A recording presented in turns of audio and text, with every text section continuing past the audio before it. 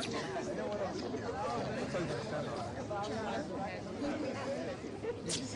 tell you.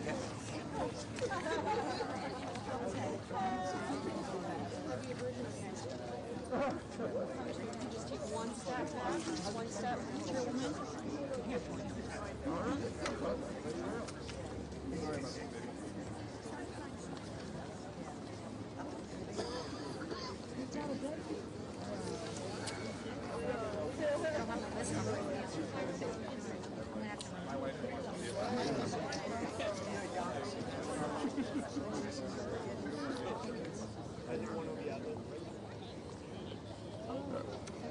Let me begin by thanking all of you for joining us here today. I want to especially thank the Tri-Caucuses for helping convene this press conference. We all have a shared outrage and common goal to end the hate-filled violence that is plaguing our nation. I also want to thank Representative Brian Higgins, who represents Buffalo and just returned from that area this morning. His leadership is greatly appreciated in the face of this unspeakable racist attack. It is heartbreaking to stand here today, just days after 10 innocent lives were taken in Buffalo, New York, in a grocery store by a gunman espousing white supremacy, supremacist views, and hatred towards African Americans. This devastating massacre took me back to June 17th, 2015, when another white supremacist gunned down 9 parishioners at Charleston's historic Emmanuel AME Church. In the intervening years, we have witnessed far too many other acts of domestic terrorism, from a counter-protest in Charlottesville, Virginia, to a synagogue in Pittsburgh, Pennsylvania, to a Walmart in El Paso, Texas, to a Sikh temple in Oak Creek, Wisconsin, and an Asian-owned nail salon in Atlanta, Georgia. All told, over 200 mass shootings this year. To be sure, all these shootings have not been racially motivated or motivated by hate, but all of them share one thing in common. They are all committed in a country too tolerant of irresponsible regulations of weapons of war and a proliferation of firearms of mass destruction. The Domestic Terrorism Prevention Act we passed yesterday is long overdue. It would enable the Justice Department, the Department of Homeland Security, and the FBI to prevent, investigate, and prosecute cases of domestic terrorism more effectively. I and many of my colleagues standing with me today know what it is to experience acts of racial hatred and witness events of domestic terrorism. We cannot continue to turn a blind eye to white supremacist vigilantes. It impacts all of us. While the gunman in Buffalo was aiming for people who looked like me, others who did not look like me fell victims to this evil act. Shortly after my first meeting with Dr. Martin Luther King Jr. back in 1960, I met with one of my professors, Ms. Rosa Harris, to share the Saul to Paul transformation I was experiencing.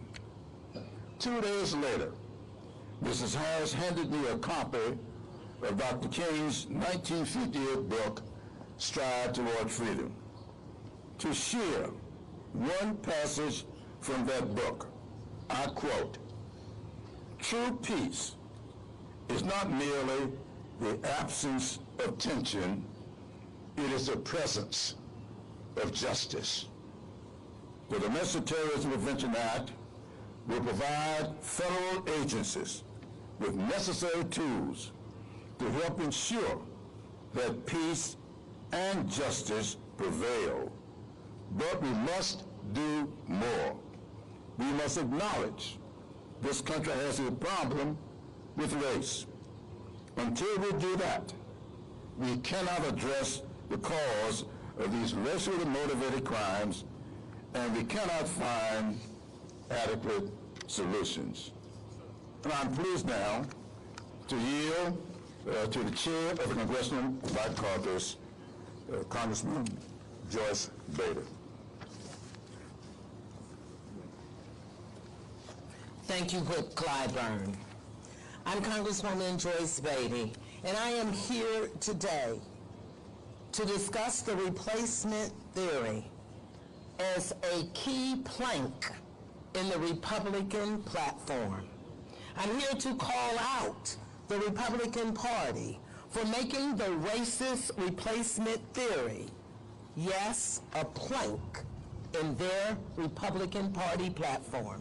As chair of the Congressional Black Caucus, I called for my fellow Tri-Caucus members and congressional leaders to stand in unity against this white supremacy conspiracy theory that perpetuates the racist, xenophobic, Islamic, and anti-Semitic lie that non-white immigrants are brought here to repopulate majority white countries and disempower white voters. This is a lie. It is a lie that is rooted in old school colorism and eugenic ideology that has already inspired multiple attacks on ethnic and religious minorities.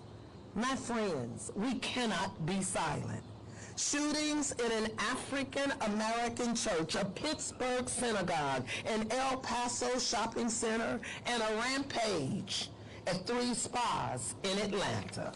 Time and time again, domestic terrorists are using the great replacement theory to justify their slaughter. Right here on Capitol Hill, we hear our Republican colleagues echoing versions of this theory. We must confront it. Let me say it in very clear terms. The Republican leadership is not innocent, and whether they use a dog whistle or bullhorn, they do not get a pass. Last week, we watched an 18-year-old white supremacist and a replacement theorist killer kill 10 people in a mass shooting at a supermarket in Buffalo, New York.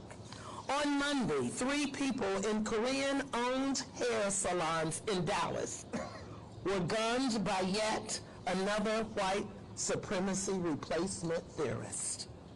We are seeing the pipeline from racist rhetoric to racist violence.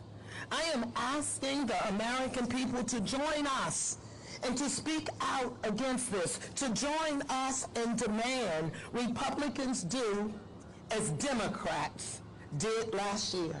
So when the American people say to us and ask us, what have we done? What are we fighting for? And when we go home to our districts, we can stand proudly because this speaker, this leadership has done her job. Let me remind you that last year, Democrats passed both the Bipartisan Background Checks Act and the Enhancement Background Checks Act, and you may applaud on that. So lastly, to the Republicans who continue to obstruct gun violence legislation while amplifying the racist replacement theory, I have but one question. Tell me what you say. To the far too many families who have experienced the senseless loss of family members and friends. Tell me what you say to the families of Aaron Salter, Ruth Whitfield, Pearlie Young, Catherine Massey, Deacon Haywood Patterson, Celestine Cheney, Roberta Drury, Marcus Morrison, Andre McNeil, and Geraldine Talley. Tell me, Republicans, what you say. We cannot rest. The Congressional Black Caucus will not rest. We ask all of my colleagues to sign on to the resolution that denounces this.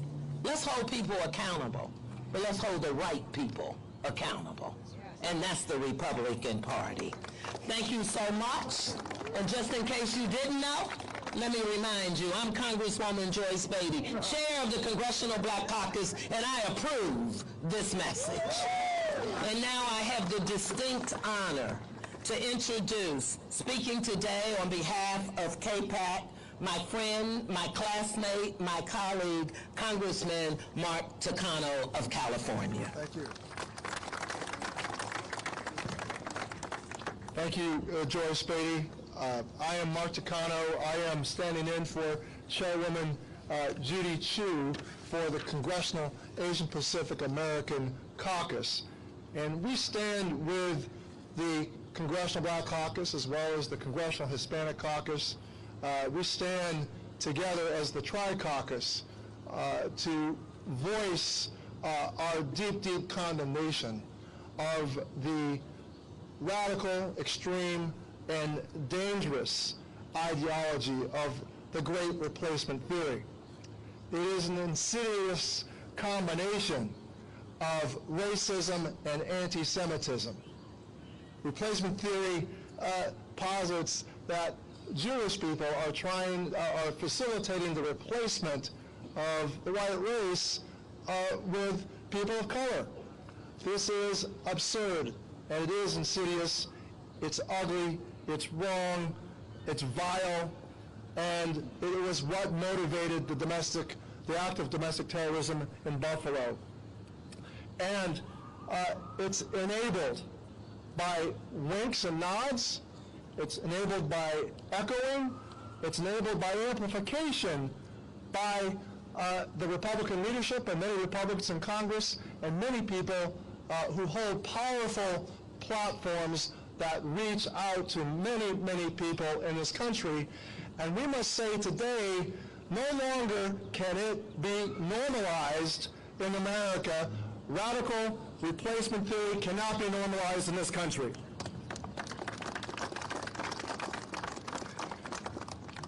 What happened in Buffalo, unfortunately, is all too familiar in terms of the kinds of attacks that are happening on colored people, on communities of color. Just last year, a shooter targeted 3 Asian-owned businesses in Atlanta, Georgia, and killed 8 people, 6 of whom were Asian women. It's not enough to continue responding to these attacks at this rate. We must prevent them from occurring in the first place. And I'm glad to be partnering with members of KPAC, the CBC, and the CHC in this important and necessary effort. And let me say this again. This past weekend, 2 mass shootings happened in less than 24 hours of each other, and the Republicans are not doing anything about it, much less saying anything about it, and we need to put and make sure that pluribus remains in the motto, e pluribus unum, out of many one. There are people who want to replace pluribus with something else, and that is just not acceptable. So I'd like to now introduce my good friend and fellow Californian Representative Barragan of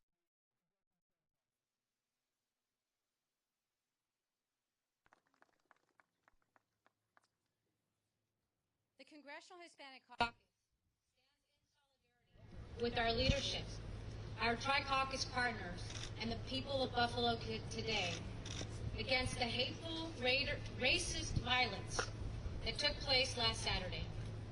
El Caucus Hispano del Congreso expresamos nuestra solidaridad con nuestros líderes, nuestros socios del Tri-Caucus y la gente de Buffalo hoy contra la violencia, audacia y racista que tuvo lugar el pasado sábado.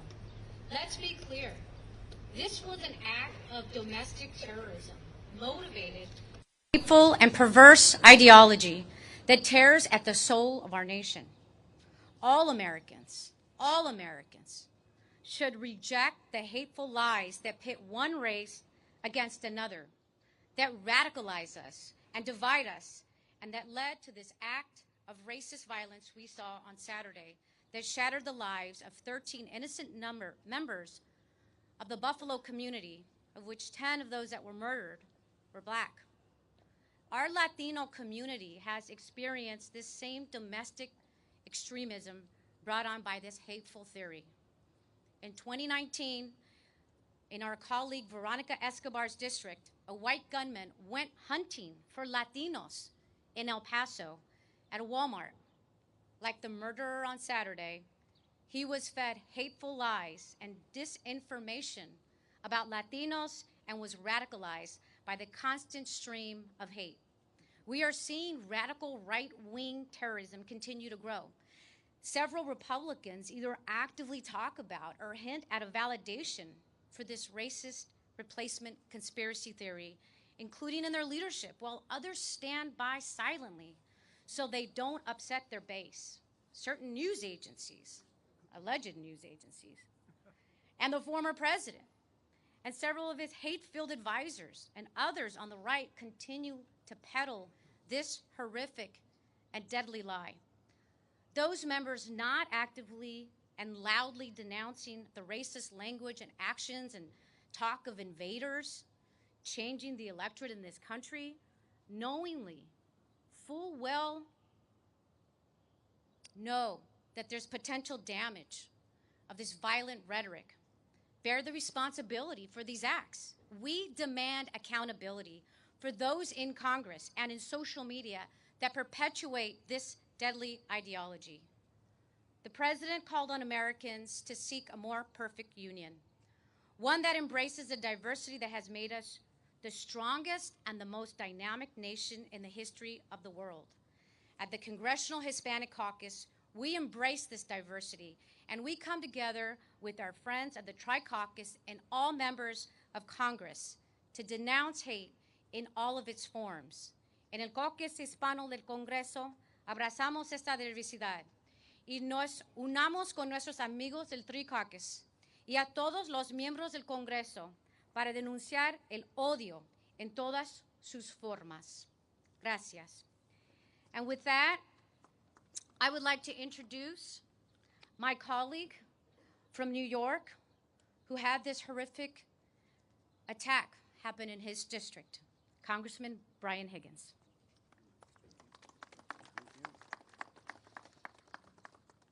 Thank you very much. On behalf of the good people of Buffalo and a grieving neighborhood and community, I want to thank all of you for your words of kindness and compassion. All of us here are in the business of wanting better for our communities, for our nation, and for the world. This was a vile, racist act of terrorism inflicted on good, innocent people of Buffalo. The shooting started at 2:30 on Saturday afternoon, was over by 2:35.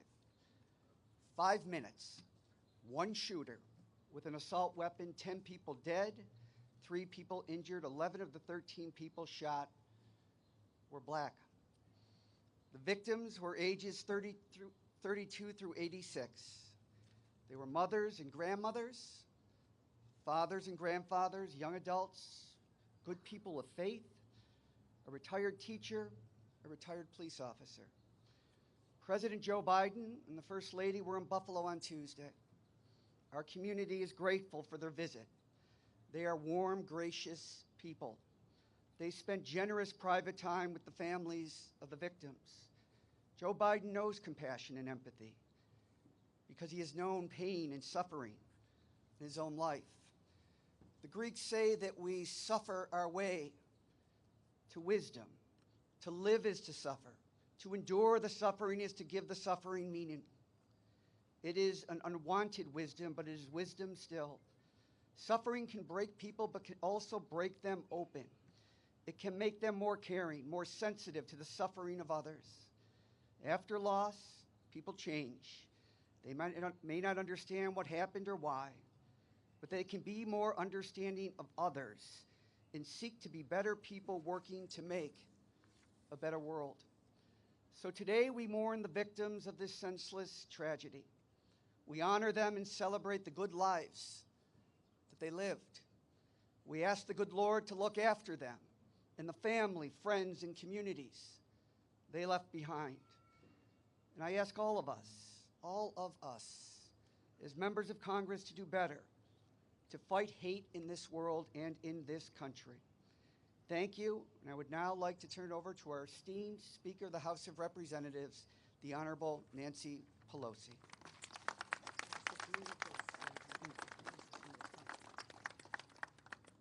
Mr. Higgins' statement was one of beauty and unity and kindness and compassion. When we had the moment of silence on the floor the other day, he stood up and said, we have a moment of silence now, but tomorrow our voices will speak out. And that is what has been happening this week. And as we all agree, much more needs to be done. Right away on the floor, we had a Congresswoman Wasserman Schultz anti-Semitism resolution. Yesterday, we had Mr. Schrader's bill to stop domestic terrorism, And here we are now on the steps of the Capitol.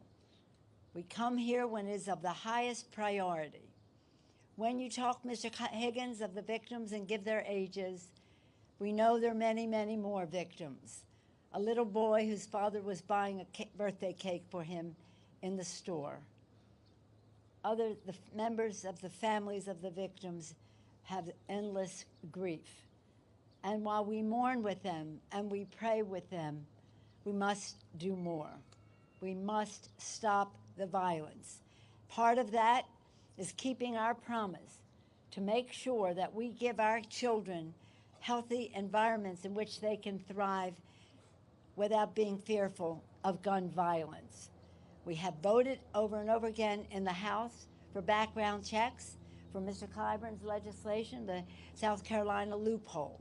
We will not rest until the job is done, and we want the victims of gun violence to know that. But all of this is compounded by the replacement theory. It's an extremely alarming and despicable idea, and it must be rejected by anyone who claims to embrace our American ideals. It's spread by social media algorithms, where people find people who think the way they do in an evil way, promoted on top television networks, yes it is, and trafficked, as has been mentioned here, by leading political figures. Why isn't everyone in this Congress saying, I reject replacement theory? Our domestic terrorism legislation we passed last night is a strong statement to save lives and protect communities, because this is not just an assault on a person, their family. It alters the character of communities in our country if people have to be so fearful. But let me be clear. The motivation for this is something that must be rejected. Was there no one, no neighbor, no family member, no person at a store where this stuff was bought? Was there no one in the sense of community of this assailant that knew something should be called to the attention of law enforcement? We must all be vigilant until we are all faithful to the e pluribus unum doctrine. When we had the January 6th assault on the Capitol, which had the same racist elements to it and replacement theory background to it, I read a poem. I'm not going to read all of it here, but I'll read from it. It's called I Have No Other Country by Ehud Manor, an Israeli poet. He said, I have no other country, even though my land is burning. Here is my home, I shall not be silent. for my country has changed her face. I will not give up on her. I shall remind her and sing into her ears until she opens her eyes. America, open your eyes to this hateful replacement theory that is taking lives and taking a toll on the spirit of democracy in our country. This country is about freedom. We respect that. It's about safety. We must have that, and we will not rest until the job is done. I thank my colleagues, the chairs of the Tri-Caucus, the Congressional Black Caucus, the Hispanic Caucus, and the Asian Pacific American Caucus for bringing us together today under the leadership of our distinguished whip, House Democratic Whip, Mr. Clyburn. And thank you to all of our members who took the time to be with us, and now we take the message home with us until the job is done. Our prayers are with those who lost their lives and their families. May they rest in peace. Thank you.